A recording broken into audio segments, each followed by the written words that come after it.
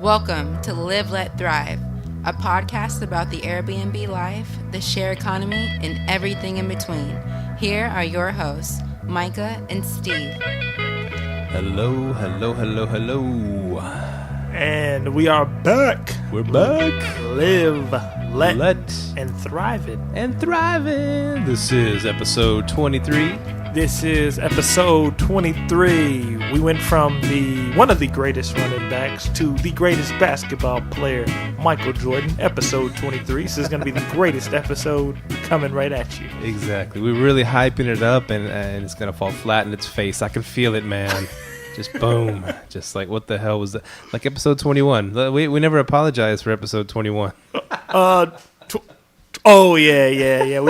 Me and Steve had been moving. I was busy trying to grab more properties. Man, we were dog tired. That week was rough. Yeah. And it was my vacation week too, and that was episode 21. 2020 was good. Yeah. That was. Yeah. See, I need to go back and listen to them. We haven't posted them yet. I haven't put them up yet as I'm talking right now. But when you hear this one, of course, you're on episode 23. You've already heard 21. So who knows? Maybe I put some bells and whistles and fixed it up, put some interviews with Trump in there or something. And and made it all entertaining. But yeah, as far as what we're remembering right now, episode 21, it was our, we just, we could legally drink, right? Yeah. And I hope so. So after we knocked out, because we do 2 episodes at a time, after we knocked out episode 20, we said, let's do one more. And we were like, whoa. We got a late start, and we had some computer glitches too. We had to start over a few times. It wasn't going well that night. And so we said, all right, let's power through. Let's do 21. And so that's how I got out the rum. I was like, screw it. We're just going to power through.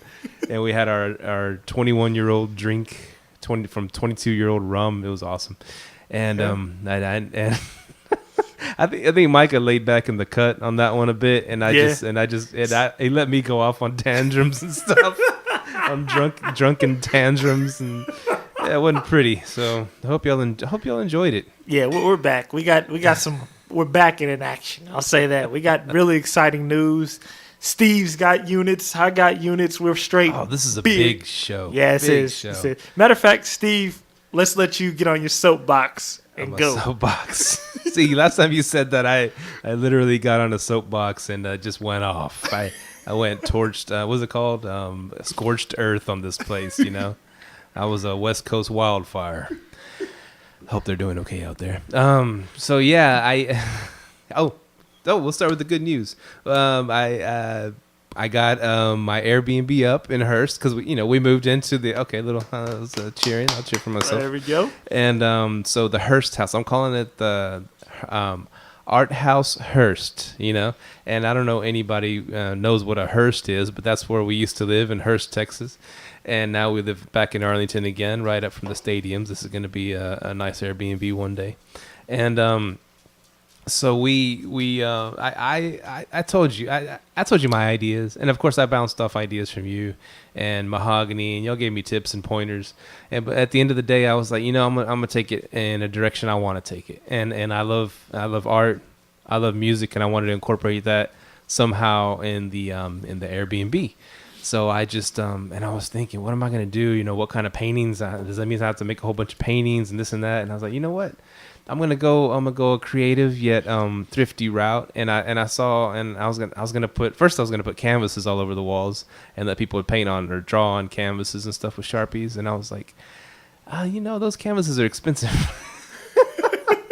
But I found a bunch of colorful poster boards on the cheap. They're like $1 a piece, And so this is what I did. I cleaned the house up real good. Got the furniture sorted like I wanted to. Set up everything like I wanted to. Got some new beds in there. So if y'all go in there and y'all want to do the darn thing, it's on a new bed. And and so anyways, so I went in there and I put up a art in the main room. I put up an art table and a desk, a little desk and stuff. And then I just started putting these poster boards all over the walls and making it look artsy, and different colors and stuff like that. So and I put some Sharpies all around. So I'm thinking like, and that's part of my sales pitch on the Airbnb. I call it Art House Hurst, and I got some guitars, acoustic guitars set up in there in the big living room, and I got an electric piano in there. People want to jam on the piano. They want to grab a guitar, hang out with some friends. That's what it's about. The house is about this vibe, this artistic vibe. Minimalist. I don't have televisions in every room. I have the one TV in the living room, but I didn't go that route. I'm just going to put a TV and cable in every single room. I just I'm going to let this house be what it is. Minimalistic, artsy, people can go there, chill, relax, and still they got cable and movies if they want to watch that kind of thing. And but yeah, it's Art House Hurst, and I'm excited about it. I got to use my love for art, incorporate that into my love for Airbnb and real estate. It's my first listing, and put it up today, and I already got a listing, man. I'm so stoked. That's how it works, man. See, and it's good you incorporated what you love, because I went through some other guy. This guy's actually in Texas. He may be in like Bedford, but he made a dirt house. Like a house, he calls it the Earth House, and it's like, I guess he's not really from here. I think he's from he's either from Pakistan or India, and pretty much he made a house out of dirt, and like has pretty good reviews on it. People like it. It's what he loves, what he likes to do, and he incorporated that, and it does well for him. It's like I use my love for sports, like we were talking on the last podcast, how I kind of put myself in a bind to get cable because I advertise my listening to sports guys, sports enthusiasts, if you will. Yeah. And, it works. And that's my love for sports. So Steve used his love, and it's working for him, man. It's like the tree house. Everything's working. Yeah. And an interesting one I saw. I was flipping to, because you said, hey, look for similar listings, and so you can get an idea about pricing and this and that and what they have to offer. And one of these, one that popped up was kind of interesting, and it was, it says something like apocalyptical bomb shelter or something like that. It's here in Arlington or Fort Worth, and it shows like a regular house, but out front you just see this open thing, and I guess people can rent out this old bomb shelter and stay. Wow. What are the reviews looking like? I was so busy trying to set up mine, I didn't even bother. I hadn't jumped on it yet. I mean, if you want to, I'll forward it to you. You can check it out. But you can rent out anything on Airbnb, man. A freaking bomb shelter. Wow. But yeah, a hole in the ground. Yeah, creativity, man. It's all about creativity. If you be creative with it, like Peter with the treehouse, it was creativity, and that's what drives people. And the guy that's gonna rent my the Airbnb, not this weekend, on the weekend of the 22nd, I believe, October 22nd, and he put on there, I'm excited that we found your Airbnb because the one we had booked, they canceled on us because they sold the house. And so we're thankful we found you. And cool, man, you're gonna be our first booking. That's cool, And so yeah, he instant book, because that's another thing. I know you're pro instant book, and most Airbnbers are nowadays. But so I was setting it up, and it gave me that option. Do you want instant book or do you want this? And I chose the other thing first. I chose, I want to hear from the guests first, and decide if I want to let them stay there. And so it said. But then I remember now, I went and looked at your website that night. It was last night, dude. I was up to like 12:30, 1 in the morning, and had to wake up at 4:30 to go to work. But I glanced at yours, and I noticed you had Instant Book, and I remembered, he said Instant Book's good. So I put on an Instant Book, and I started doing my thing, trying to set it up. Then I had second thoughts. I was like, no, I'm going to put it back on regular, Anyways, after you try to, I don't know if you ever tried it before, because after you put on Instant Book, but you try to go back to not Instant Book, all these pop-ups. Are you sure you want to get off Instant Book? Yeah. And I'm like, yes, I'm sure. Well, it shows that Instant Book, it gets more, gets booked more and this and that. People love the convenience, and like kept asking me, and I said, yes, I'm sure. And the final sales pitch was, if you are an Instant Book, you will be higher up on the on the searches. I was like, oh, okay. I see their angle now. Yeah. It's truth to that, kind of. Depending on what property you have, like if you have like the swimming pool and all that going for you, you don't need Instant Book. But I use it; it works for me. With your house, the only thing about Instant Book, because me and you were looking at your lock, a good thing about Instant Book is if you're gonna have it, the good reason why I was telling you about that remote lock is, let's say somebody Instant Book tonight. Is it blocked off tonight? It's blocked off tonight. Yeah, Okay. it starts Friday. Okay, so let's say Friday someone Instant Booked. How are they getting in your house? Well, I'm gonna put the lock on tomorrow. Tomorrow's Thursday, so I'm gonna put that the keyless entry, the code on there. So you're giving everyone the same code? Well, I'll change it every time a guest leaves. I have it one on right now, and then so when that guest leaves, I can go by there and change it. You know. Yeah. See, but that's what I mean by Instant Book. That's one thing about it, because and also depends on, are you blocking a day after someone leaves? You know what I mean? If you're not, someone could just Instant Book like that. Like me and Mahogany, we had to like get it down pat, and that's why we were like, okay, we got to get another lock. So, because a couple times we forgot to add code, so we just gave them our code and then changed our code out. So what we did was we got remote lock, so we can just go in as soon as someone Instant Books. I can be at work, boom, boom, type in their code, they're ready to go. Right. That was one thing. So Instant Book, it's good. It's just you have to be ready, because they can come anytime. Like somebody right now at my house, someone can Instant Book my house right now.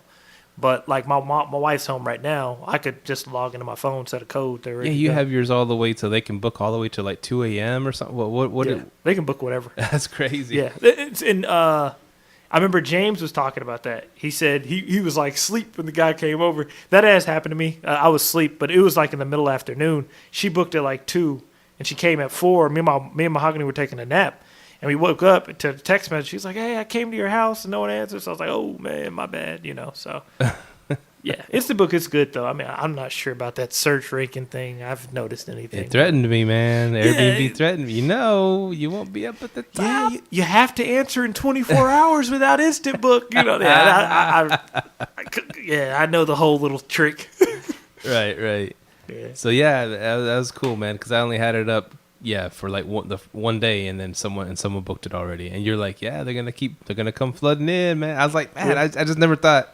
Hurst, Texas, I guess it's a convenient little spot, but I just thought, Arlington, right by the stadiums, that would be the best spot. Arlington is like a hot spot, but like people see, like even James and White Settlement, people seem to forget, it's anywhere. Like when I see people on Bigger Pockets asking all these questions, will this area do this? Just do it and see. If it fails, go the other route. You always have extra strategies with everything you do, right? Go corporate route, go to long-term rental route. So, just try it, man. Oh, yeah, I'm diving in, dude. I mean, and that's one thing. We do this Airbnb show, right? Mm-hmm. And that was one reason I was thinking. Airbnb fascinates me. I haven't done it yet. I've stayed at a bunch. I love it. I love staying at the Airbnbs, but I want to be able to talk like how you talk. How your experiences and stuff, and you'll be talking to a guest and y'all be, I don't know, it's like y'all on another level sometimes. And now just by doing just from yesterday to today, just from that little taste of Airbnb, I already can speak to you about things that you can really relate to. Yeah. And I think it's good for the show, obviously, hopefully, help people out. And it's good for me because maybe I will make more money on Airbnb than I was on long-term rentals with a lot less headaches. Yeah, definitely. It's easy to do it, man. I'm excited, man. Like, and then I start noticing you start catching the concept, and you're like, oh, if I do $75 a night, 2-night minimum stay, add a cleaning fee, I'm like, yeah, that's how you have to look at it. That's how you start making your money. See, and that's what a lot of people don't realize about Airbnb. Like, sometimes you can just throw like a $20, $30 cleaning fee on there just to have it. You know what I mean? So yeah, like the Airstream. Oh, like our last show. Mm-hmm. Evan and Bailey. Yes, the Airstreamers. What's up, Evan and Bailey? That was a great show. We loved doing that. Learned a lot about Airstream. and campers and stuff like that. Yeah, y'all's Mm-hmm. experience is very fascinating. But yeah, they charge a $50 cleaning fee for that little bitty Airstream, and they clean it themselves. That's money in their pockets, Exactly. man. If they knock it out under an hour or 30 minutes, they're getting paid $50 for 30 minutes worth. Exactly. That's how you have to look at it. And she Yeah. said, "Oh, it only takes me 30, however long to take me. It's 300 Right. square feet. You clean that, boom, boom, in and out." Exactly. So it's all types of ways to make money on Airbnb, man. Gotta maximize it, man. Yeah, maximize. And so, what's new in your world, dude? We'll get back to my endeavor, but yeah, what's new? There's so much new in your world too. Not so much, but so me and Mahogany, we were listening. I finally listened to that podcast, the 90-day challenge, and me and my wife, we had dinner with our realtor. The and she's BP 90-day challenge, bigger Yeah. pockets, yeah. Yeah, and he's saying buy another rental property or your first rental property by the end of the year. And I started thinking, and my realtor was telling us it's a good time to buy. Go ahead and buy. Everything's about to skyrocket. And I'm sitting here thinking, I'm like, dang, okay, we just bought Everything's gonna skyrocket again. Yeah, it's going up. I just seen a duplex for $400,000. I was like, dang, man. So I was talking to her, and she's like, go ahead and start buying. Because I was thinking, it would be cool if we can hit the closing table once a year. So the last 2 years, we've hit the closing table. Me too. Yeah, there you go. See, we've hit the closing table every December. We've hit it. So I'm like, the 90-day challenge would be perfect for us. So if we hit the closing table again, that's 3 straight closing tables in 3 years. I'm like, that's what we got to do. So our niche now is to get a duplex. We're gonna try to move multifamily. Ken kind of got us into that mindset at that dinner. Yeah. I'm like, he's like, yeah, sell all your single family, get multifamily. I'm like, It's all under one roof. I love it. yeah. So I'm like, let me go ahead and start looking into that, because my dad was big on that, big on multifamilies when he was doing it. So that's my next niche. But right now, today we got the call that one of our units, a sublease that we're gonna do, was available, and we're picking up the keys tomorrow. We've already got the furniture set up in my garage, hawking in there, throw it in there, and get that thing on Airbnb. And we hired a professional photographer, only $60. Really? Yeah, Off Airbnb? No. My wife found her, because my wife does a lot of networking, man. She's always running her mouth. She gets on. I'm sorry, I don't mean to say that. She'll get mad at me. No, she'll get on her Airbnb soapbox, and what that does is she starts meeting people. Like, she met a girl. She's like, "Oh, I can take pictures of your Airbnb for $60." Yeah. So she came today and took pictures of our whole house for $60. And I was going to introduce you to her. So like, when your Airbnb comes up, she can do the whole professional thing. $60. That's cheap. You know what I mean? And for Dude. professional photos. Nice. So we've been doing that, and what we're going to do is we're thinking about doing the YouTube thing with our next stage, how the place is gutted, then we stage it, how long it takes us to do it. We're going to think about doing something like that too. So Oh wow. yeah, man. So you say gutted? Okay, you're talking about when you buy. Empty. When you Yeah, buy. empty. Okay, empty. This is Con's place you're doing. Yeah. Okay, Yeah, so it's tell- totally empty, and Mhm. you're gonna set it up from the bottom to the top, Yeah.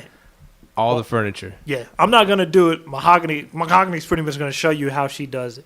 Watch, this room that she's going to make is going to be the top-notch best one. Like, this room is like, I guarantee you is going to be a hit. Because I looked at what she was going to do. She kind of showed me the plans. I'm like, oh, this next room that Mahogany has coming is going to be top-notch. So like a big disco ball in the middle and a circular bed. Something like that. I'll say that. Something like that. It's going to be glamped out. Ghetto fabulous. Yeah, man. Dude, that's cool. And Yeah. so you're gonna do you're gonna run that one. So and so you're gonna make 20%. I don't know. What do you charge for Well, running it? we kind of came up with a profit margin, like if we make this, and how we split it. Like, we're not doing percentages, because it's a Okay. test run. It's a test Okay. run. It's like, he wants to improve his profits. I want to help him improve his profits, and I want to make a certain amount. So like right now, I'm like, okay, starting off, I just want to make $600. So we're like, okay, sometimes we can't make that. So we just kind of hashed out a little So you're gonna like contract. sublease it a little bit, like a Yeah, sublease. it's exactly what it is. Okay, you're Yeah, it's a subleasing. It. Okay, that's So cool. man, Airbnb has its ways, man. It has its ways. Yeah, subleasing. And then that was the thing I said I was trying to get into, and we finally were able to get into it just off our experience of doing it. People see we know how to set up Airbnbs and run it, and it came back to us. That's awesome. Definitely. Just put it out there, right? Definitely. And so James, you're gonna do James's too, right? Well, I'm not doing James's. He said if he ever has like vacancy, which he said he's telling me like he's getting people in real fast, so he doesn't really need it, you know. But he's like he doesn't care. He'll give you. Because I was like, man, I'll throw you extra money, you know. I'll throw you extra $200. Right, That'll right. help you a month, you know. And I seen somebody ask that on Bigger Pockets. How do you approach a property manager to get them to sublease? And I said, use your rental portfolio, your short-term rental portfolio. That's your proof in the pudding. Like, hey, I know how to do this. And I personally told them, don't go to property managers, go straight to landlords. No point of going to a property manager. Yeah, big time, big time. Definitely. I got a message from the guests. Well, see, we taped the show earlier, right? Yeah. With Bailey and Evan. See, Uh-huh. I'm terrible with names, but I can remember those names a little bit. Yeah. So I'm gonna type them back right quick. Like, remember how you put me on the spot when you're wheeling and dealing? Yeah. So go ahead and come up with something while I type away, man. Come on. Oh, You can man, do I this. always got some stuff. By the way, this weekend, so I had the guy stay for the Cowboy game, the sports junkie like myself. And I found out this about Uber in our area. And this is the way to make some extra cash if you do Airbnb in Arlington. I found out it costs $70 to Uber to the stadium from my house to the stadium. That's $35 one way because of the traffic. So people, like, he told me, he's like, yeah, man, it cost me $70 to get to the stadium. I'm like, $70 there and back. there and back. $35. That's just down the street. You go straight down Cooper, you get to my house. Right, the other right. way, you go straight to the stadium. Yeah. And he's like, yeah, man, it cost me $35. The Uber, he said 3 different Ubers canceled on him. And he goes, when he left the stadium, they were all standing in the Walmart parking lot, and it was just like a whole group of people. And they're like, man, Uber keeps canceling. I'm like, you could get in on their business if you could just roll up to the parking lot and be like, hey, where you need to go? I'll take you for X amount. I didn't even think about this. So Sunday's Cowboy game, you got a Suburban, get out there, get the hustling. Load them up, man. Real else I would do, load them up.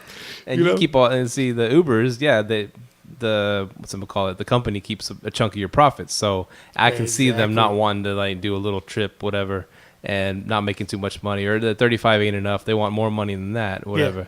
But one of us, we don't work for Uber. For real. Well, I used to, but okay, yeah. But still, I mean, that's good money, man. $70. Let's just say you charge $50 for down the street. For down the road, and I'm literally where I'm at. I'm literally down the street. Yeah, literally, I'm road to Six Flags. Boom. Like, you're not down the street. You're standing on the Cowboys' property, man. I told you, man. People are wondering why I bought here. I'm like, hello. Can you see Cowboy Stadium? It's right down the road, man. Oh, and the coolest thing about the last guest, not only was he a big sports fan, he's a broker. Oh. He's a real estate guy. Nice. So, like, he gave us all his information, wrote it down. Because he's like, hey, I'm looking to Airbnb one of my rooms in San Antonio. And he's like, I want to get your information. We exchange your information. See, the people you meet on Airbnb. Yeah. It was pretty cool, man. Okay, because when you said last guest, I thought you meant Evan, but you meant last guest at your place. My Airbnb, my master Airbnb guest. Oh, okay. Yeah, dude, spreading the word. Definitely. We got this. We're blowing up. So I was gonna ask. All right, let's dive into this because you were saying I was setting up my Airbnb, right? Uh-huh. My very first Airbnb. Me and my wife, we got our first Airbnb. We're excited, and last night I was up filling out all those questions that they ask you and this and that, and I just got stuck. I got stuck on that pricing, and I was like, "What do I do here?" I was like, "Okay, weekend 120, during the week 99." I don't know. I came up with something, or during the weekend, during the week 100, and I guess I messaged you, but it was super late. You messaged me back this morning. And but I was like, what do I do with the pricing? I mean, and I put it on, okay, I'll do the smart pricing. I put it on there, but you can put the lowest you'll take on the smart pricing. So I said, well, the lowest I'll take is 99, it's a whole house. And I was thinking, had that mentality, and underneath it, it's like, are you sure? You should really put it at $32 a night. The smart price he was telling me. And I was like, no, put it at 99. And he goes, okay, well, what's the max you'll take? And it said like 420, 424. It said some crazy max price. I was like, okay, I'll leave it there, whatever. And then and I hit enter, and it filled out my calendar for the next 3 months. And guess what? Guess what? It put every single price at $30. no, because I set the limit, the lowest it can go at $99. $99. So every single one was $99. Yeah. The smart pricing sucks. It was like, what, really? Yeah. That's why people use third-party tools. Yeah, and you told me that this morning. What's the one that we used? Beyond pricing. Beyond pricing, and it's free, right? It didn't charge me. It's going to cost you 1%. It's nothing. Oh, whenever someone rents? No, 1% of like every 30 days it charges you 1% Of what I made that month. Of what you booked. Oh. So okay. yeah, it's nothing. Like I pay like $16 sometimes, if that. But they book your place up though. That's great. Yeah, it's booked up. And so yeah, they asked me, what are the two questions that asked you for the lowest? The lowest you'll put it at, and what's the other one? What's the average? Are you talking about smart pricing or beyond? Beyond pricing. It asks you two numbers. It asks for base two price, base and minimum price. And I didn't know what the hell base price was, right? And I asked you. Base price is I'm not sure, but I think it's the price that you want it to show up as in the search. That's how you kind of finesse a lot of people too. No. Well, actually, that's the average of the price of what your price is for that month. What you rent your place out as. Uh-huh. So if you have it at 80, then yeah, sometimes it's higher, sometimes it's lower, but the average is 80, right? Is that right? I'm not sure. Am I mistaken? What I always do with my base price is I set my base price and minimum price, not always the same, but sometimes the same. Yeah. Like for my upstairs, I set it for 80 and 80. Like my base is this and my minimum is this. You know what I'm saying? Both for 80. For the whole upstairs, yeah. Yeah, for the whole upstairs. Most of the time when I go in there and look, it's probably set to like 95, 120, depending on what night it is. Right. Because that's the good thing about Beyond Pricing. They're going to tell you the prices of the demand in your area. Ah. That's why it's so cool. Now, what I was telling you, because you were asking me a bunch of pricing questions, I couldn't really answer them through text. Yeah. You're like, what should I set my price to? I was like, you got to know that because you got to know how much this is going to cost me a month. Like, I think you threw out a random number. You said, hey, let's just say everything cost me $1,300, mortgage, electricity, whatever. So I ran the numbers real quick on it. All I did was do $1,300 divided by 20. Your number came out to $65 a night, but I knew that's too low. The minimum I ever charge if you're renting out a whole place is $75 a night. Yeah. Because what I look at is a lot of people, and this is where a lot of people go wrong with their pricing. They go look at Airbnb hosts, and Shampoo and Booze touches on this really good because I kind of got this from them. Yeah. They go look at other Airbnb hosts. That's kind of not the best thing to do. Go look at hotels and what they're charging because you have more than what they have to offer.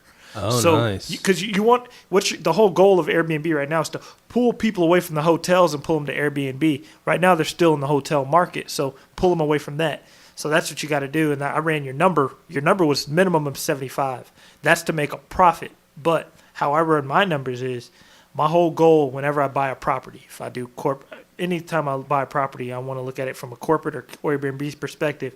And my perspective is I want to cash flow this baby at $1,000 a month. So I play with my numbers from there. Where do I have to start off with to get my reviews? And how many reviews do I have to get to make my $1,000 a month cash flow?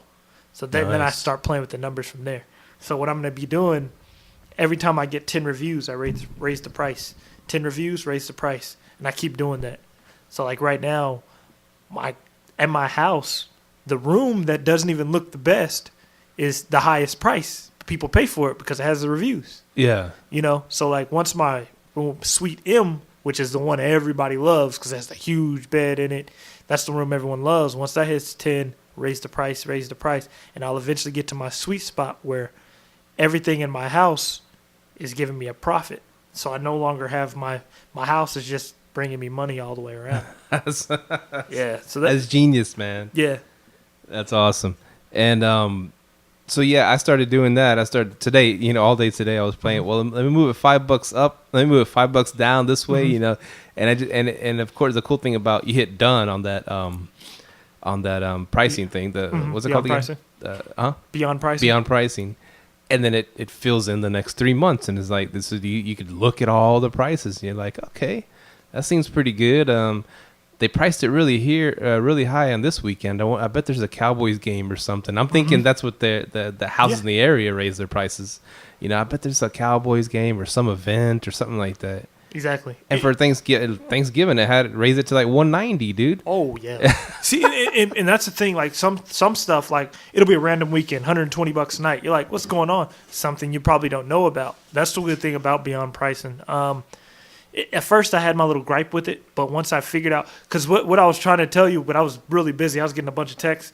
I was trying to tell you is when you first do Beyond Pricing, you got to give it like a few minutes to sync up.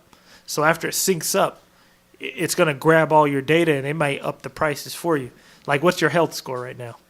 It should be pretty high. Really? On Beyond Pricing? Yeah. I'll look it up real quick. Go ahead. And it should be pretty high because what it does is it ups your health score, telling you, okay, this is your percentage of being booked and how often you will get booked in like the next 30 days. So like when I first did my upstairs, I had it blocked off, so my health score was at like a 3, and then it slowly started going up as soon as those days start opening up. Where's the health score on there? I can't. You got to go back to dashboard. Your health score is a 3. So is that good or what is what's? No, but you just put it up there. Oh, okay. So, well, it's probably a 3. I'm guessing you have a bunch of days blocked off within like the next week or so. Just tomorrow, and then I start up on Friday. I wanted to start my Airbnb at this Friday, so that'll give me one more day to go and do some things I need to do. Give it like 24 hours. Okay, it'll go up because ours, we kept looking, and ours is at like a 60 now. Now that all the days are open, and as soon as it went up, we got somebody booked the whole upstairs. So cool. It's legit, man. I like the Beyond Pricing. I guess I'm thinking now because I thought about that Thanksgiving that jacked it up to 190, right? Mm-hmm. And I'm thinking, I wonder if that's because like in the suburbs, people go. That's where they go Thanksgiving in, right? Mm-hmm. Thanksgiving, and they go to the burbs, and instead of I guess a lot of people don't go to. Let's go to Key West or let's go to Hawaii. Maybe some people do, but people want to be with family. And so that's when the Airbnbs can really rake it in because here comes a bunch of family in town. Oh, there's a house right down the road you can rent, You know who the biggest people to advertise to on those times? People that people don't think about. The people that don't celebrate those holidays. They're still trying to go kick it and do whatever. Yeah, those are the people coming in because most people they're going to be with family. They're going to somebody's house or whatever. I started noticing that too. Like my prices skyrocketed. I had a guy. Where is he from? He's from Nigeria. He's not thinking about. He doesn't celebrate Christmas, and he was just like, "No, I'm just want your place for December, like right around Christmas time." Yeah. Huh. Yeah. That's cool. Yeah, I didn't even think about that. Yeah. And definitely. So yeah, I think I got it priced good. I mean, apparently, it's kind of like what it reminded me of is when I was messing around with the prices, and then I got like a hit. I got a bite. It's like it reminds me like I'm fishing. You got to know how to. Got to know how to bait the hook. Mm-hmm. If you ain't baiting the hook right, then you ain't gonna catch nothing, right? Nope. Yeah. And so that's exactly what it was. I'm like, I must have put the right amount of bait. Must have hit the hook pretty good. Yeah. And right away, boom, and the guy was so grateful. Oh, thank you so much. They canceled on me, and you came through, and this and that. And it's like, it's like, cool, man. Yeah. So I mean, you're gonna start getting hit up a lot, man. Watch. I mean, like right now, you're probably getting hit up, right? I don't know. I hope so. I really hope so. No, I don't think so. Yeah, I mean, it's gonna come, and also if you want to like keep your listing high, go in there. Man, this is the good thing about Airbnb. They changed the managed listing setting, so.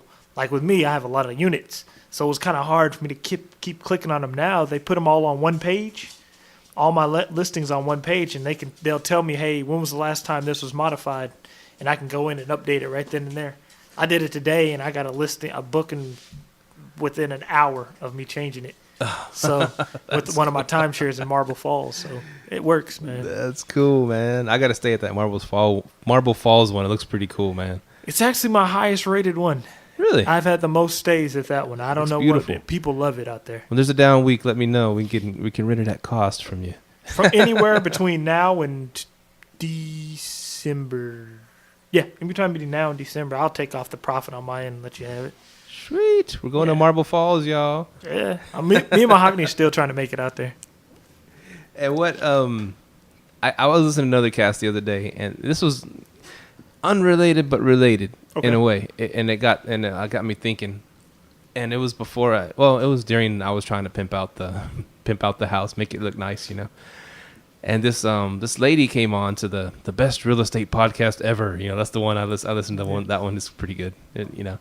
And she does she's a professional stager, you know. She stages houses, which that means she goes in there and, you know, if someone's trying to sell a house, and she goes in there and puts all the furniture, makes it look nice, curtains and sofas, chairs, beds, everything. She goes in there and puts it make it look real nice, like a high-end house. And she even if they have to paint, you know, sometimes they'll paint this and that, but they go in there and they make it look really nice. They don't do any construction to it. They just try to pretty it up and then get it sold. And she gave like one example, like he was asking her how she got her foot in the door or something like that. You know, she just started. She didn't even study for it. She wasn't interior designer or nothing. You know, kind of like your wife. She just has a knack for it.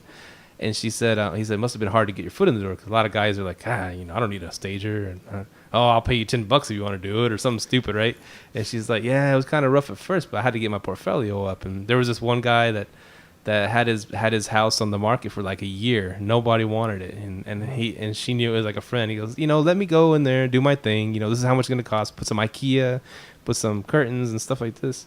And he's like, yeah, all right, go ahead and try it. And it sold and within a day. It's when she finished with it, the next day it was sold. Yeah. So that staging is freaking powerful, dude.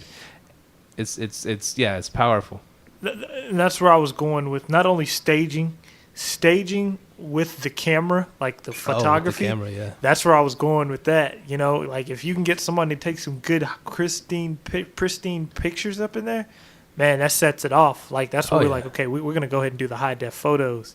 If we do that, oh yeah, we're gonna because with the iPhone it works. Because when I was doing it works, but you need someone who can set that light just right.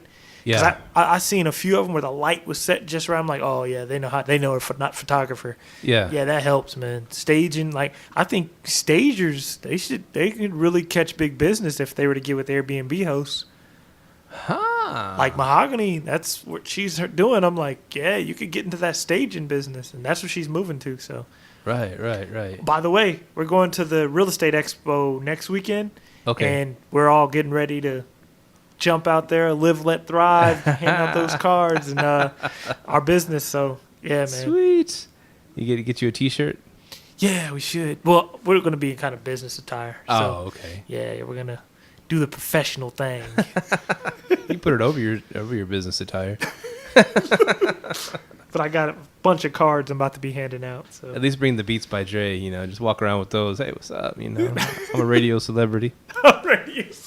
Speaking of radio celebrity, I think Mahogany kind of stole our thunder, man. Oh yeah, man! Just like our first major review. I don't know if you want to pull it up and read the whole thing because it is a spectacular review. Yeah, he kind of just dusted us to the side, but it was a good review. I mean, and that's what you said. You texted me that morning. Yeah, you said something like, "But that review, though." That's what I was like. What? And I started looking for it. You know, I showed it to Mahogany. She's like, oh, they like me. I'm like, yeah, he kind of just... No, they don't like you. They love you. Yeah, I'm like, hold on. Let me find it. It was by a guy out in... What are you looking at on YouTube? Yeah. Okay, the YouTube one's shorter than the one that was on the iTunes one. I can pull out. I got it right here. Oh, okay. Yeah. That was a good one. That was a good one. And let me see. Here's the reviews. Check this bad boy out. I had to hit. It's such a big review. You got to hit more to see the whole thing. Okay, it's by JC in North Carolina. I'm assuming it says NC. JC by NC, you know. It says, great show. They gave us 5 stars, which is awesome. And it says, first, let me say that we really like this show. Very smart, funny, and informative. It lets us know that we're on the right track with our Airbnb, and it's great to learn that there are like-minded hosts out there, like my wife and I, who want to offer clean and safe, beautiful properties to guests. And then he skips a line and hits now with a colon, like real important, you know, now. And it skips down and he goes, we absolutely love Mahogany. And they put love in capital letters. We love Mahogany. Her being honest about stuff like what's an Airstream, her take down the hotels thing, and they'll come for us. Hilarious and true. The awesome story about the Airbnb in San Antonio, and especially the story about her uncle who's just starting to do his Airbnb. Crazy funny, and it was nice. It was nice how she ended the story by encouraging him. It's idea that she's only on sporadically, as I've downloaded the podcast and listened to this episode easily 5 times. There are only so many hours in the day. Steve and Myka are great too. Oh, thanks. Totally smart, engaging, and funny. So many pearls of wisdom. Please keep up the great work. We have our own Airbnb in North Carolina, and your show is really affirming our approach. Thanks again for all you do, and we wish you great success, Jerome and Antoinette. Thanks, guys. Thanks. That was a really good review, man. Like we read that one, like we were up late, and I text Steve. I'm like, yo, that was a good review. Yeah, man. Definitely. Thanks for being a listener. Even though you kind of swept us under the rug there, like, yeah, Steve and Myka, they're cool too, but Mahogany. And she's like, now, let's get to the good stuff. And I was like, dang, those guys are all right, you know. No, they called us great too. We appreciate it, and she is a great addition to the show when she hops on, and like you said, sporadically, you know, whenever she can get a chance to hop on, people, you know, yeah, it was really cool, and got a good review. Yeah, that's true, it's awesome. Man. Hopefully, we get a bunch more. We'll see. Yeah, because I've had even people on Bigger Pockets that listen to the podcast. Hey, aren't you Myka from Live Let Thrive? Yeah. Where's Mahogany? The hell? You mean where's Steve? No, Mahogany. Yeah, man. She runs that show. But no, it's cool, and we had a great time reading that. And what was I gonna say? Oh yeah, I said Mahogany is officially a superstar guest host. Probably the best part of LLT. She's a ratings queen. Now that she's all big time, she's making a bunch of crazy demands. So we have to have like fresh caviar when she comes and stuff like that. So the Facebook Marketplace is officially taking off. Dude, it's taking over. I'll point to something right here. I know you want to talk about it, but see that stainless steel fridge over there? Yeah. It's the French door stainless steel with the bottom that pulls out. I got it on the marketplace for $600. It's like barely over a year old. Check this out. So I was just randomly sitting at my desk working, right? My coworker next to me was talking to my other coworker, and he was talking about how he was trying to set up a theater system. He's like, yeah, I'm looking for these speakers, trying to get this theater system set up. He said, man, it's so expensive. He's like, expensive?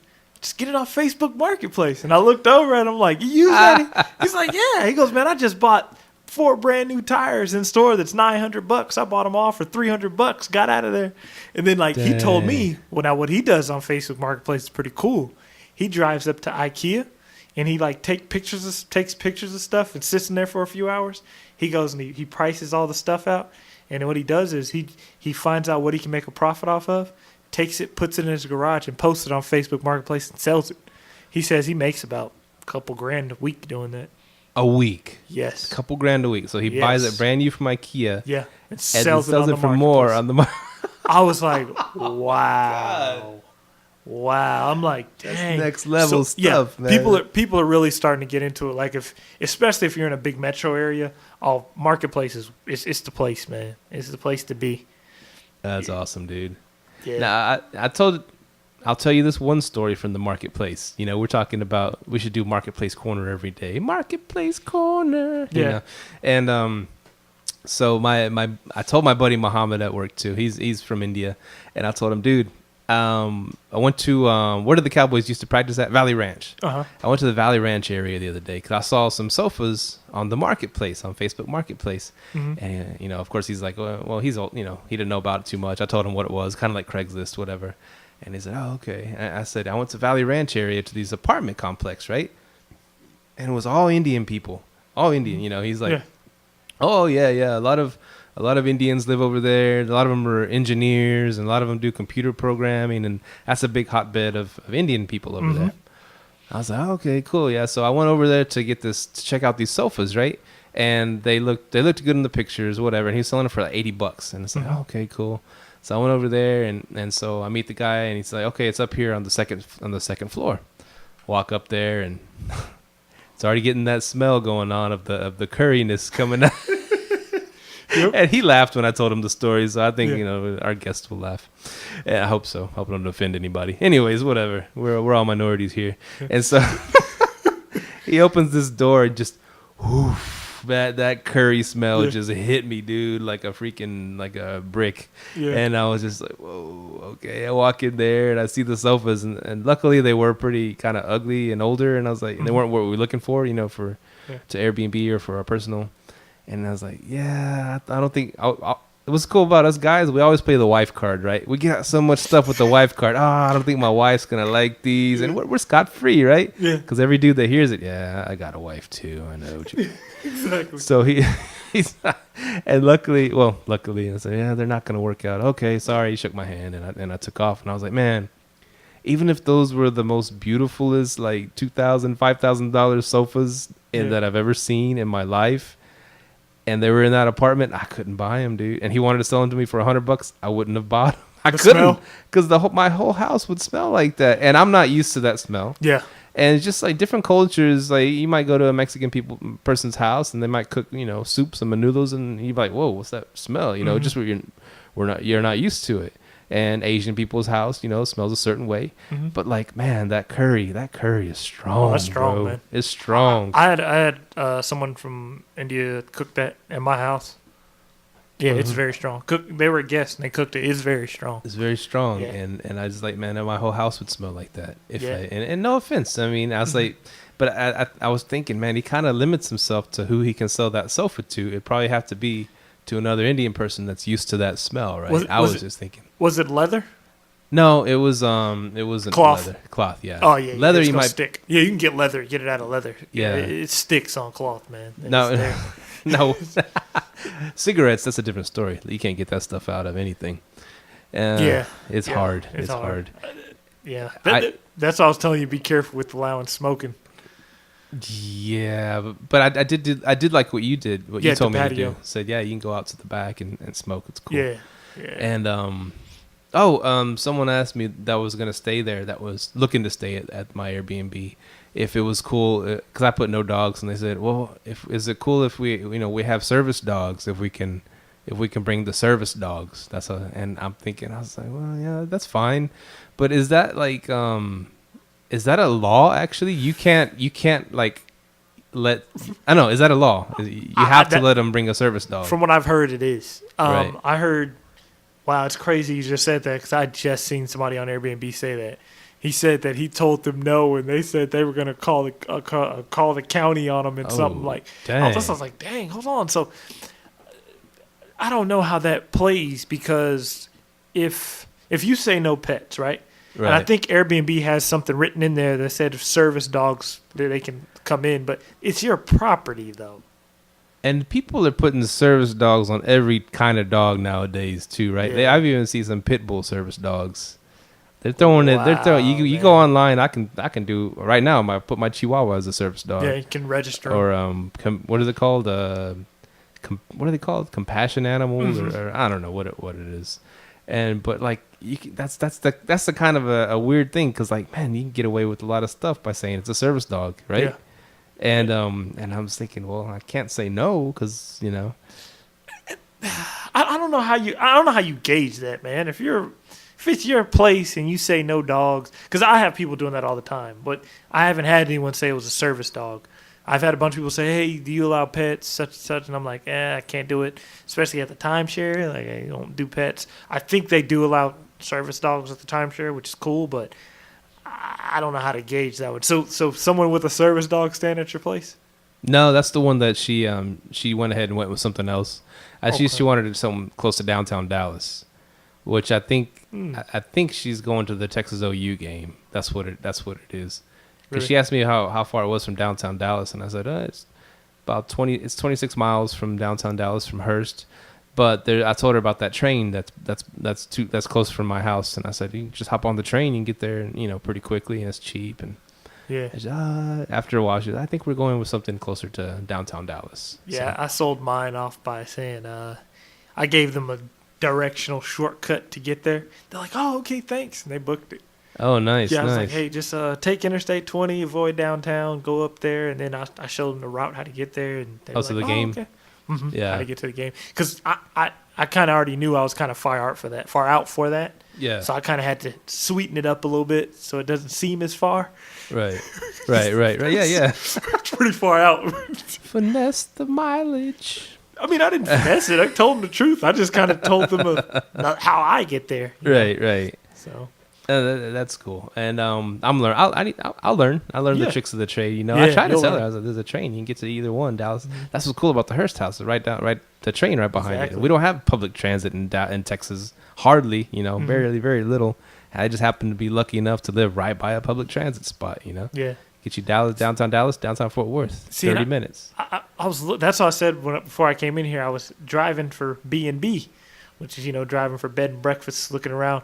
I remember why I loved this area so much. North Arlington, like dead middle to everything. Like you can just drive up to Hurst, 15 minutes. Oh yeah, Drive downtown Dallas. Yeah, real close. easy. So, because like the guy who I'm actually buying the house from lives 15 minutes from here. Not the house, but the TV from for my other setup. So that's why I was like, dang, this is such a perfect location. North Arlington, like you're right in the Yeah. tourist area. Everyone Oh, wants yeah. to be here. The stadiums, everything else. So I was like, dang. And I started looking over in this neighborhood over here, and I'm like, I might have to send out some yellow cards for these properties over here. Dilapidated. Yeah. Yeah, I told you about that. Remember that one? I was like, oh, we should go on this one. When we first met you, we started, I don't even think we were doing the podcast yet. But I told you about the smaller house right up the way. You know where the Home Depot is? Yeah. On the other side of the road, which I know is where you're at. yeah. And behind that nursery, there's like a plant Yep. nursery there. Mhm. And I told you about that house. I told you about, hey, this is a cool little bitty house. It was like 950 square feet or something. Wasn't even 1,000 square feet. Yeah. 3-bedroom, 1 bath or something like that. It was older, and they were selling it for like 100,000. I was like, that's not if you think that's not about bad. it, if you make it look modern and everything, Yeah. pimp it out, you could probably rack, and they could walk to the stadiums from there. I was like, man, that'd have Easily. been. But I think yeah, it sold. I don't know it's who probably bought it, more. but he It's sold it. Probably went up 20,000-30,000 now. But I was looking at the location, and this yard was ridiculously huge too for this little bitty house. I was like, man, we could throw some trailers out Some there, Airstreams? yeah. Airstream cottage going on in the Yeah, backyard. just some tents, some teepees up. It's location. You're buying the dirt, right? Yeah. And so I got lucky with this house, I think, because I'm buying. It's a nice house, first of all, and big corner house, plot of land, got a nice backyard. You could fit a few campers out there, and I was like, man, it's just like yeah. Even if I just bought it for the dirt alone, I think it'd be a good deal because this area is about to just blow up. Oh, it is. Yeah, this area is. Whoa. Yeah, this area's on the sky rise right now. It's rising left Yeah. and right. So don't tell everybody because they're gonna go buy over here. So stay away from North Arlington. It's just the ghetto. It's the rough, hood, bro. It's a rough lick, man. And what else you been up to? You've been working hard. Working, man. Got a lot of stuff coming. Got the photographer. Oh, we're about to finish renovating our house. We'll do kind of a room split in our house. Like I was asking you earlier where you got your French doors. So what we're gonna do is we're gonna enclose our office in our house. We're gonna enclose it, put French doors on it, and lock it up. Cause like sometimes if I'm working, some guests, like I can tell them I'm working, they'll keep going. Like I had a couple guests, I'll tell them I'm like working, which I am really working for my job. I'm on my computer, and they'll stop and like have a conversation with me. I'm like, yeah, I'm kind of working. This one guy just had a whole conversation with me. I'm like, yeah, I had to like tell my coworker, I'm like, hey, can you hold for a second? Like he's on hold for 5-6 minutes. I'm like, so yeah, we got to enclose our office, man. So Yeah. Keep them out. Like I always picture like a home office, like remember Growing Pains? Remember that shit? Yeah, Growing I Pains? remember He had his Growing own- Pains. And then he closed the doors and he's in his Yeah. office doing his work. I thought, Close that's cool. He gets to work from home, but Yeah. he still has that separation, you know. Mhm. And And that's why I want the French doors, so I can still look through and greet them. You know what I mean? yeah, So, yeah. What's up? It's Yeah. locked. Sorry. Keep on walking. Yeah. So That's cool. So yeah, we got French doors here. It's a cool house. They did a good job. and we got our stainless steel fridge on the cheap. It's like a $2,000 fridge. We got it for $600. That's a Boss refrigerator, man. Yeah. And one thing that happened, the dude's pretty cool. Because luckily he had it for $750, right? Mm-hmm. And I just hit him up that day or that evening. I was like, if you ever get anything, 'cause I think he I could see that he had other fridges like in the background. I was like, Mm-hmm. if you get anything around the $600 range, like this one, let me know. He's like, well, how you can have this one for $600? And I was like, really? He's like, yeah. It's like, you want it tonight? And I was like, oh, okay. I was like, so he's like, he came over that night, him and his wife and a buddy to help take it off the truck, and he pulled up here to the back, and I checked it out, inspected it. It was still cold because they had it plugged in. Because he told me, yeah, you can come check it out. He's in Cedar Hill. You can come check it out. It's plugged in. Blah blah blah. And so I was like, okay, I believe you. You bring it over here, and so he gives like a 30-day warranty, all this stuff. And so, anyways, he gets this it's a heavy ass fridge, giant, side by side, but what they call it, French door, right? Yeah. Because it has the bottom pull out, Mm-hmm. then it has the top ones that open side by side, and so we start talking. He's like, yeah, man, I just, usually I sell these for, $750 or depending up to $900 if how good quality. This one's a good one. I should be selling it for $900, but I really needed the money because. Beginning of the month, I had to pay out, all my trucks because he has, different trucks, and all my payments came due, and I just needed the money. And it's like, oh, okay, man, well, good. Thanks for giving me a good deal and this and that. So he took it out of the truck. We got it through the door, right? He took the handles off, and he had to wiggle it kind of through, and we got it through. We got it set up, but he where the screen door opens, there's like a metal part, and he kind of like scraped the bottom door, the pull-out door, and it's like made a big old run down it. And he's, oh crap, I'm sorry, dude. He's like, I'll get you another door. Don't worry, I'll put it on order, this and that. And I was like, oh, okay, man. And so it made like a big dent in it, but it still looks. I mean, it looks good. I mean, right now you can't even notice it from over here, Yeah. But it's on the bottom door that pulls out. But he said, I got your door on order. It should be here in a week. I'll come replace it. No problem, blah, blah, blah. And so yeah, I mean, so everything, I mean, it worked out good. So I said, yeah, in the future, when I start getting more, properties, that's my plan. I'll hit you up so we can get some of these. I'll get you even better deal, man. I'll get you a better deal on some fridges, So yeah, I got his information if you need a fridge for one of your spots coming up. Shoot that to me. Yeah, and that's the good thing about meeting people like that, like, because you're going to keep growing your business. So you got to keep meeting people and telling them what you do. One of the biggest things, and that's why Mahogany's so successful with her business, she always tells people what she's doing. Uh-huh. And so what that does is, oh, I know someone that knows this. That's why me and you were like, oh, man, we got to keep scheduling meetups because we keep meeting people. You know what I mean? Yeah. Like one guy came to the Airbnb meetup simply because he was a guy who invested in notes. But he's like, oh, I looked at your strategy, and it could be good for an exit strategy for one of my note investing. And, No. Brady Durr. Oh, okay. Yeah. Okay. And you start meeting people, more and more people. You know what I mean? So. Oh, the guy with 4 kids with the homeschool guy. Mm-hmm. Yeah. So that's cool. Yeah. And that's something you got to keep growing. Network. We got to meet up at least. It'd be great to do it once a week, maybe once every 2 weeks. It'd be a meetup. You would probably want to schedule your own meetup once a month, but then attend a different meetup every week. That makes sense. That's what I'm going to start doing. I'm going to start.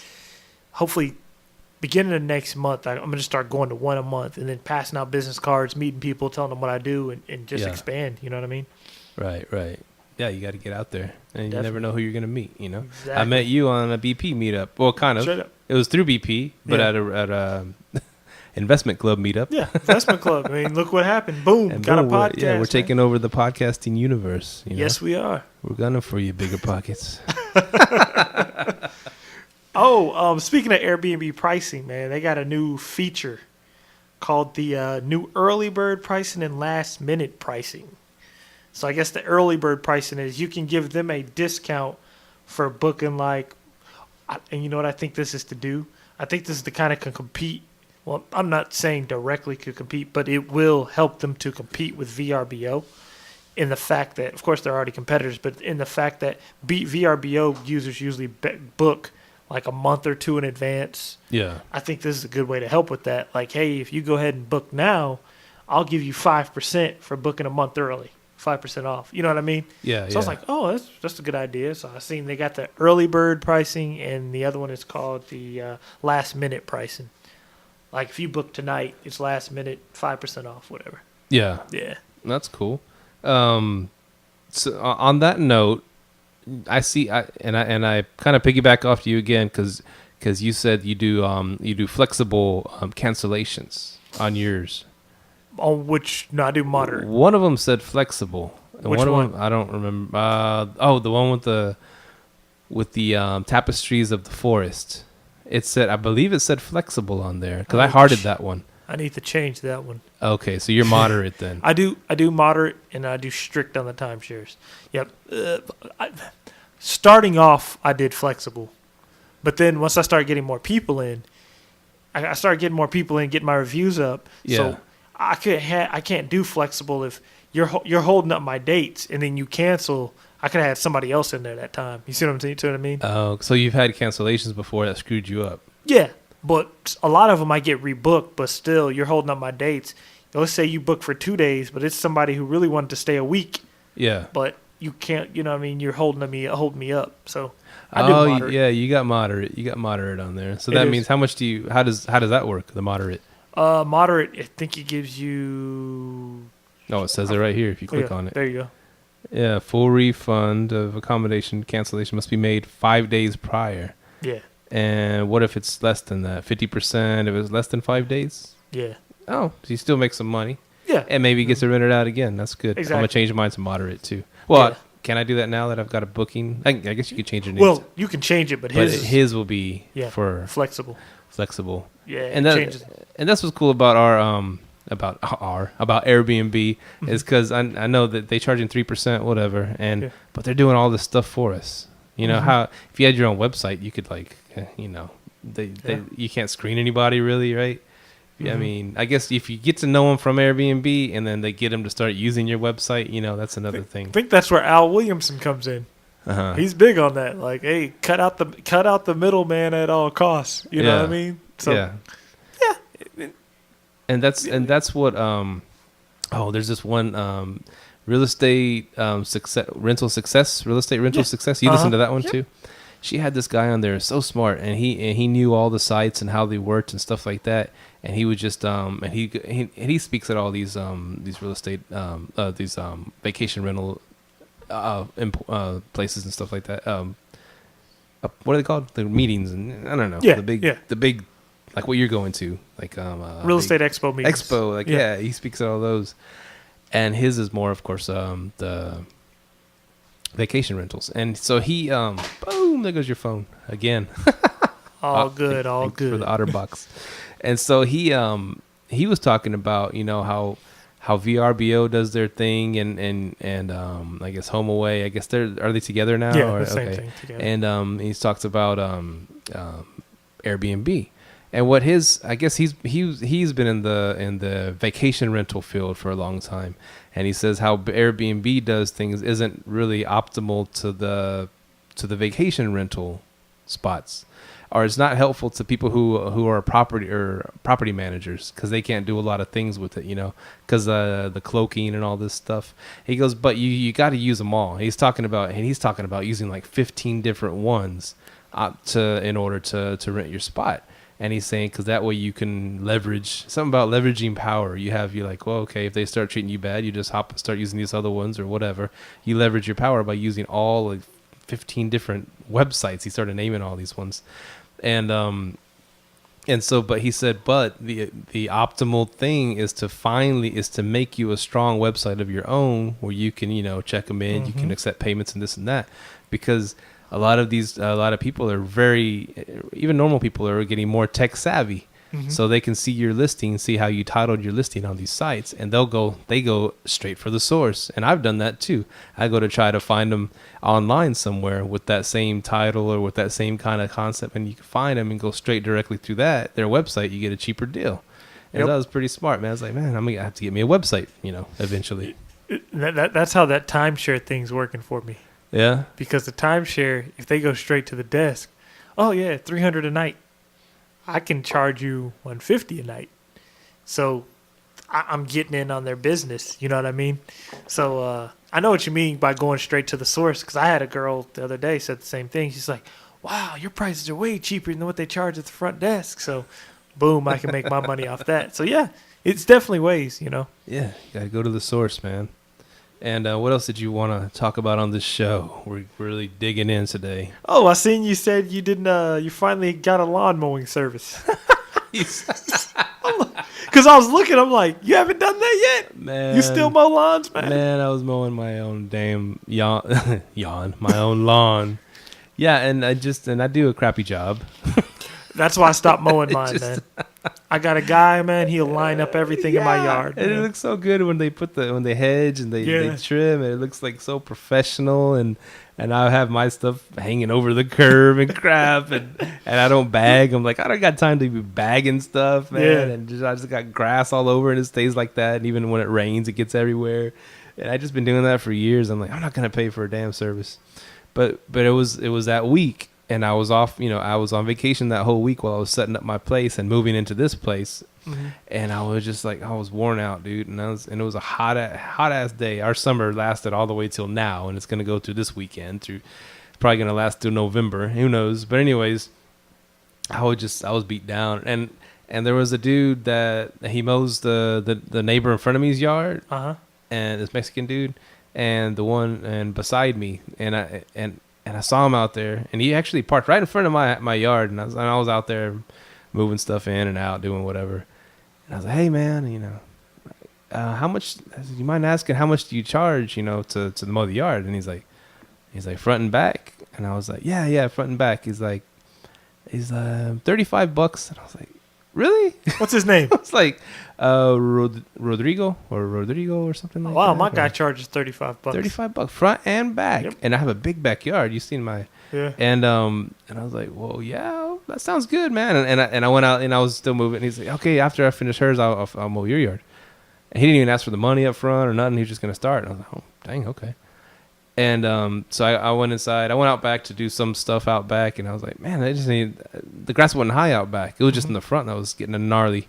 And I went out there and told him, hey, man, I was like, how about just for the front? Because I don't think the back really needs it right now. I was like, oh, okay, $25, I'll do the front. I was like, okay, that's good. And I was like, can you do me a favor? Could you make sure to bag it? Because I have so many stickers in my yard, and I want to try to get rid of these stickers. But, and he's like, yeah, I'll bag it and everything. Mowed the yard, bagged it, hedged it, trimmed it, went around the trees, everything, went into the bushes, cleaned it up. He knocked it out real quick, and $25, dude. I was like, how come I haven't been doing this for? And when I was reading that, I'm like, that's what I was wondering. I'm like, you still mow yards? Like, when I was younger, the reason I did not want, I used to mow my yard, do the whole edger thing. I sold all that crap. So the reason why is because my dad was a landlord most of my life, so I kind of learned a lot from him being a little kid. Yeah. And he would make us get up Saturday morning. We go over to his duplex, mow the lawns. And I hate doing that. I'm like, why are we doing this crap? Mm-hmm. We got to go mow their yard, mow our yard at the house. I'm like, I'm just hiring somebody. Sneezing my ass off. Yeah, allergies man. So I ended up having some guy. What I did was then I did the same thing as you. The neighbor, he was cutting the neighbor's yard, and he had already left. So I asked the neighbor, I'm like, man, how much do you charge? He goes, oh, man, he just charged $35.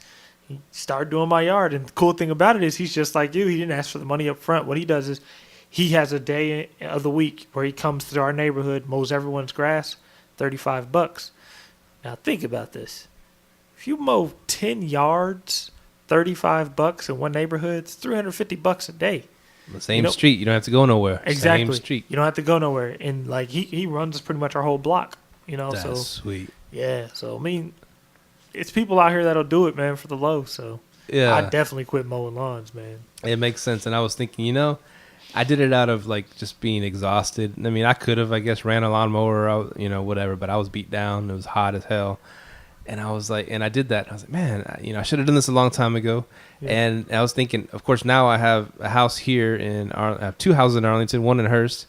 Of course, the first one they're responsible for mowing it, and but I was like, there's no way I'm gonna be mowing 2 freaking yards across town. I was like, I hate doing 1 yard. Yeah, exactly. And I'm like, I just I just scaled a little bit because that takes away precious time that I could be using to, I don't know, beef up my Airbnbs, or get out there and try to find the next one. And cash flow quadrant, man. Yeah, and even just I could knock out a couple hours or 1 hour of overtime and at work doing whatever inside desk job, and I paid for all the yards. It's crazy. It's funny you talk about scaling because me and Mahogany were talking about that this morning. Because this morning she's like, last night at our condo, one of our tenant at our condo, she's like, hey, the remote lock's not working. And what happened was the batteries were running low. She was able to get in, and we had to drop a key off this morning to her.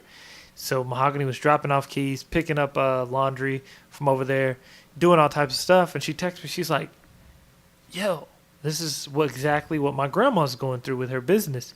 She's spending so much time doing her business that it's taking all their time. And she goes, we got to find a way to scale this. And I was like, yeah, you're right. And so that's why we've been trying to focus on that book, Cash Flow Quadrant, how to get out of being self-employed and moving over into owner. And her grandma's in the middle of trying to transfer her business over to let someone else run it, and she's just the owner. Right. Yeah, man. So definitely Airbnb, when it first starts, it's definitely not passive income. You're working for it. But you can, like right now, we're slowly scaling. We're scaling out everything out so we can back off and just sit back on the couch and chill, man. Drink some mojitos. Seriously, So that's what it's all about, man. Your whole goal is you're sick of clocking in. Yeah. Even if you're clocking in for yourself, it's taking time away from your family, things like that. Right. And I told my wife here, I was like, I want to start Airbnb being this one out soon because I want to set it up real nice. And then when we go on vacation, we rent the whole house out, I'll lock up maybe the baby's room, I'll put some space and put all of our stuff that we don't want, people going through in a room and put a deadbolt on there. They can't get in there. But we can start renting out this house and we'll pay for our vacations, man. Yeah. I think that's so cool, right? And we have to find us a good cleaner. You got you a good cleaner, right? Yeah, got a cleaner. Okay, cool. Which I wonder if she'll work over here too. Well, she lives across the street. Oh, well, you got set up. Yeah, she lives. She's our babysitter and our cleaner. Okay, that's awesome. So she babysits. Then she if we have a checkout, she'll just take our son over there and clean up while he's out running, playing in his room, whatever. So. Oh, cool. How much do y'all pay? If you mind me asking. Oh, 20 a room. So for the whole upstairs, $60, and we just charge it. Not taken out of our pocket. We just charge it out of the cleaning fee. Oh, sweet. Yeah, so that's cool. Yeah, so 20 a room's nothing. I mean, seriously. I mean, if you're charging $80 a night with a $20 cleaning fee, we get the $80 a night. She gets the $20 cleaning fee. Works out for everybody. Or the $60 cleaning fee. Cool. And then what we do is like what you said. Like on weekends, we'll just clean it ourselves. So that's an extra 80 plus 60, $140 extra money. Pocket. Yeah, that's just for one night. So shoot, yeah. And that's why I was like, do you have yours 2-night minimums, or you have them at one 2-night minimum? All your places? Yeah, we just did that.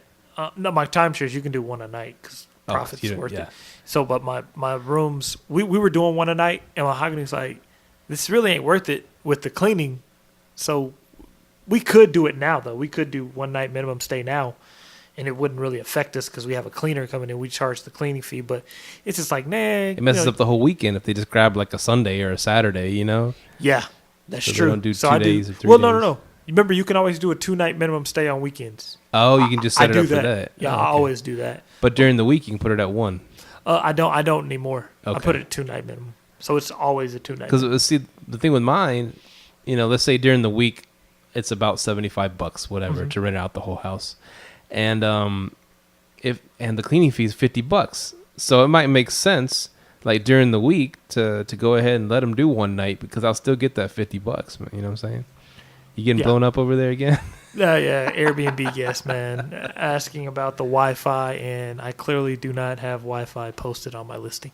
And that is one thing. Like, it's like, do these people read those? Oh, I can't wait. You're gonna have some good stories. Like, do these people not read the? Yeah, you're gonna watch. Just watch. I can't wait till it comes, man. You're gonna be like, what the hell? Serious, man. Yeah, I'm gonna have a lot of stories. That's good. It's great for the show, man. and dude, we're taking off, man. I mean, I'm excited about it. I got that first listing right away, and I was like, oh crap, this is cool. I got addicted, and now I'm gonna be just checking my phone more than I already do. But I'm like, this is cool. How can I? And I just automatically thought, wow, how else can I improve my spot? What can I do next? What else could I? And I was already looking for, more art desks and just I'm going to try to go that route. If that, of course, that doesn't pan out, I could always switch it to a different model, It's cool. It's like it's a canvas and you can paint whatever you want on it. That's what your house, your Airbnb, your room, whatever. And the possibilities are endless. It's a beautiful thing, man. Yeah. It's a good show, man. We're like way up in the 74-minute range. Whoa, man, we were going that time, we can still go too, but I'm just like, let's save some for the next one. What do you think? Yeah, we'll save some for the next one, man. We're living, letting, and thriving, man. Living, letting, and thriving. So, good show. It was good seeing you again, man. Yeah, definitely. And I'm excited. I hope this show made up for episode 21. Yeah, the tired rum cast. The tired rum cast. The one good thing that came out of that episode is when I opened that bottle of rum and went, whoop, it like, whoop, whoop. Yeah, it just the perfect sound. I was like, wow, that was cool, So, always something good comes out of whatever. Yeah.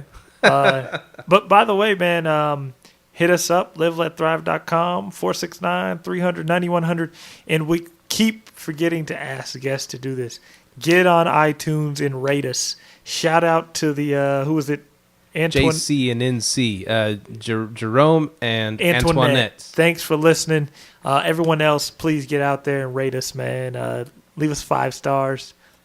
Get on iTunes. Do it.